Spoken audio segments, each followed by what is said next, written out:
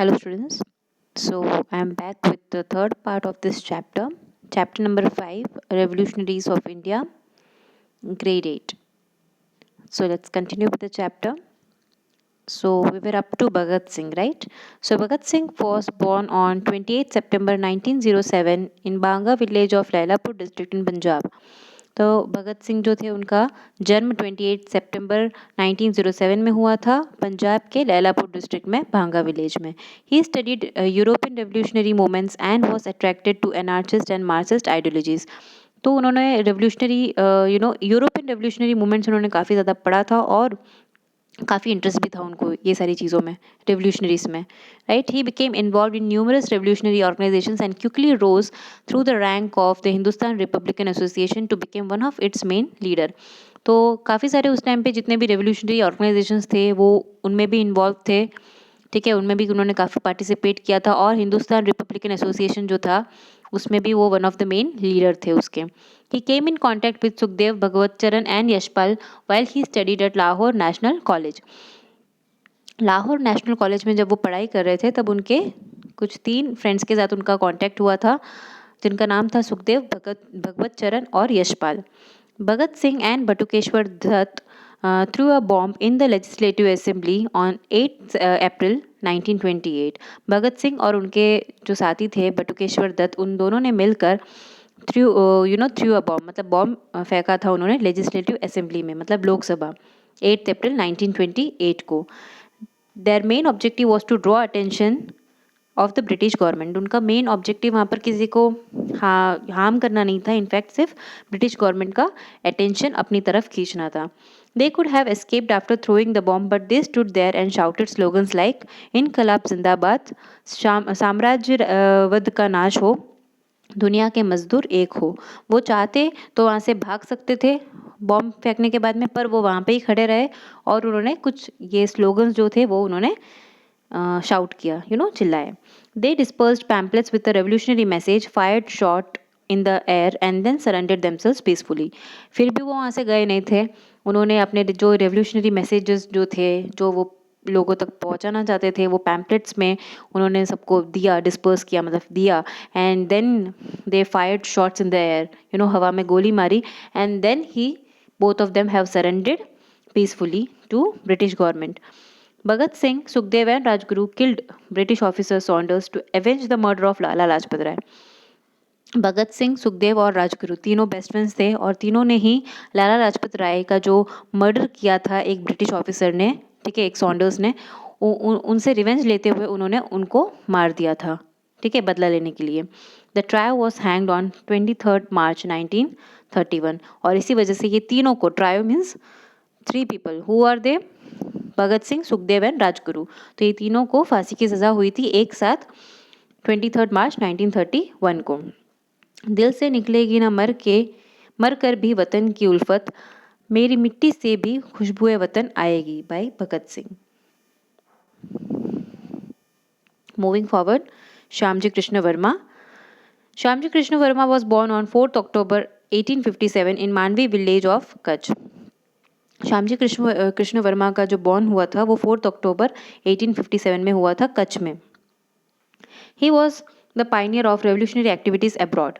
तो वो कहाँ के थे, उन्होंने जो रेवोल्यूशनरी एक्टिविटीज़ किए थे इंडिया में नहीं थे, it was in abroad, out of India, right. He graduated from the Oxford university. उन्होंने अपना ग्रेजुएशन ऑक्सफोर्ड यूनिवर्सिटी से कंप्लीट किया था. He played a vital role in establishing the Indian Home Rule Society in London on 18th February 1905.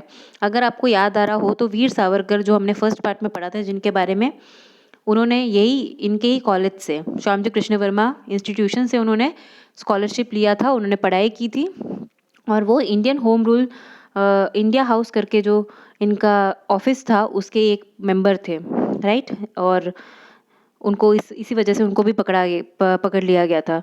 तो उन्होंने London में रहते हुए उन्होंने एक सोसाइटी, एक ऑर्गेनाइजेशन बनाया था जिसका नाम था इंडियन होम रूल सोसाइटी. 18 फरवरी 1905 को उन्होंने एस्टेब्लिश किया था. It's office was in his house and it was given the name India house. इसका ऑफिस, ये जो ऑर्गेनाइजेशन था उसका ऑफिस उन्होंने अपने ही घर पे रखा हुआ था और उसका नाम उन्होंने इंडिया हाउस रखा था. For the propagation of his institution he started a magazine entitled Indian sociologist. अपने इंस्टीट्यूशन को प्रोपोगेट करने के लिए मतलब फैलाने के लिए उन्होंने एक मैगजीन भी चालू किया था जिसका नाम उन्होंने इंडियन सोशोलॉजिस्ट रखा था. Shyamji Krishna Varma was associated with Vinayak Savarkar. देखो नाम आ गया ना, विनायक सावरकर, विनायक दामोदर सावरकर, राइट, उनके साथी थे. Then Lala Hardayal, Madan Lal Dhingra, Sardar Singh Rana and madam Cama. So ये सब उनके एसोसिएटेड मतलब उनके साथ जुड़े हुए थे, इस ऑर्गेनाइजेशन के साथ जुड़े हुए थे, right, in all the revolutionary activities. He arrange scholarship for Indians. उन्होंने स्कॉलरशिप भी अरेंज किया हुआ था इंडियंस के लिए, जैसे वीर सावरकर ने, इनके ही कॉलेज से स्कॉलरशिप मिला था इनको.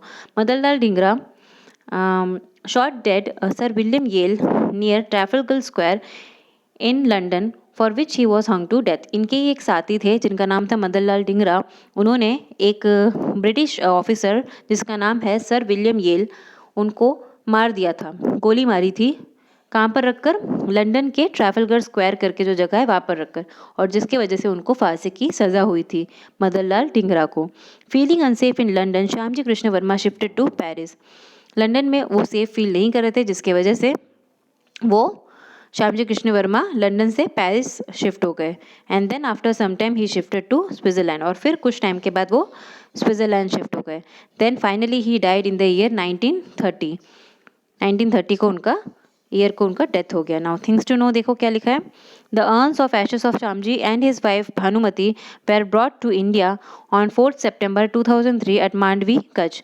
फिर इनकी जो अस्थियाँ थी, श्यामजी कृष्ण वर्मा और उनकी वाइफ भानुमति की अस्थियाँ को 4 सितंबर 2003 को कच्छ में लेके आया गया.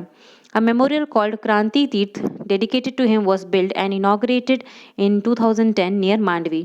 और इनके ही याद में एक क्रांति तीर्थ बनाया गया था 2010 में मांडवी के पास, इनको डेडिकेट करते हुए. Full scale replica of India House and galleries dedicated to earlier activists of Indian independence movement are constructed and the urns containing ashes are kept there. फिर उनके इंडिया हाउस जो उनका ऑफिस था उसका एक रेप्लिका मतलब उसका एक इमेज रखा हुआ था वहाँ पे, और जितने भी एक्टिविस्ट थे उस टाइम के उन सब के फोटोज सब रखे हुए थे, उन सबको होमेज श्रद्धांजलि देते हुए वहाँ पे रखे गए थे, राइट, क्रांति तीर्थ के पास. और उसके साथ साथ इनका जो अस्थियाँ थी, इनके जो अर्न्स थे ऑफ कंटेनिंग एशेस, मतलब उनकी जो अस्थियाँ वाली जो थी वो भी वहाँ पे रखी गई थी. The urns were travelled throughout Gujarat to pay them due homage. और उनकी अस्थियों को पूरा श्रद्धांजलि देने के लिए पूरे गुजरात में ट्रैवल करवाया गया था, मतलब इस तरह से उनको श्रद्धांजलि दी थी, right. Now madam Cama, the last one. Madam Cama was born on 24 September 1861 in Mumbai. तो इनका जन्म मुंबई में हुआ था 24 सितंबर 1861 में. She stayed in London from 1902 to 1907 century. तो ये कुछ ऐसा टाइम था 1902 टू 1907 वो लंदन में थे. In 1905, she was an associate of Shyamji Krishna Verma in establishing India home rule society. तो इंडिया होम रूल सोसाइटी के वो वन ऑफ द मेंबर थे. मैडम कामा जो थे वो श्यामजी कृष्ण वर्मा के साथ एसोसिएट मतलब उनके साथ ही थे, right. She was present in the second international socialist conference held in Stuttgart of Germany in 1907. In fact Germany में जो सेकेंड इंटरनेशनल सोशलिस्ट कॉन्फ्रेंस हुआ था, मीटिंग हुआ था, मैडम कामा उसमें भी प्रेजेंट थे, ठीक है. In this conference she unfurled the tricolour flag with the slogan Vande Mataram. और वो कॉन्फ्रेंस में वो मीटिंग में उन्होंने जर्मनी में मतलब ठीक है जर्मनी में वो जो मीटिंग उन्होंने अटेंड किया था वहाँ पर रख के उन्होंने इंडिया का जो नेशनल फ्लैग था वो लहराया था with the slogan Vande Mataram बोलते हुए. Then things to know, the flag unfurled by Madam Kama had 8 lotus flowers representing the 8 provinces. तो जो फ्लैग उन्होंने लहराया था मैडम कामा ने, उसके ऊपर 8 लोटस फ्लावर्स रिप्रेजेंट करते हुए दिखाई दे रहे थे, जो कि इंडिया के 8 प्रोविंसेस को रिप्रेजेंट कर रहे थे. The sun and the moon had been displayed as Hindu Muslim unity. Sun और मून का भी वहाँ पे इमेज था जो कि दिखाता था हिंदू मुस्लिम यूनिटी को.